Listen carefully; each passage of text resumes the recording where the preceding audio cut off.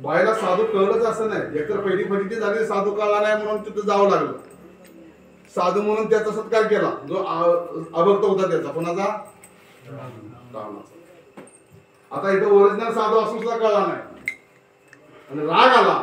राग आल्यानंतर म्हणजे मारुती काय करतोय, माझ्या वडिलांनी काढलेला तो नवरत्नाचा हार आहे, त्याची किंमत किती आहे माहिती आहे का तुला? बोलले माझ्या बरोबर आहे, पण मी काय मी फोडतोय यासाठी की याच्यामध्ये काय आहे का, राम आहे का बघतोय मी.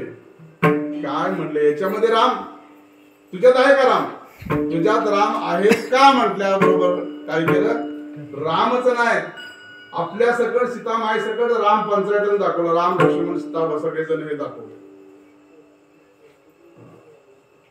म्हणून सीता माई चकित झाली, बघते तर तिचा फोटो मारुतीच्या हृदयामध्ये, मागे बघितलं तर शासनावरती राम लक्ष्मण बसलेत आणि पुढे बघितलं तर,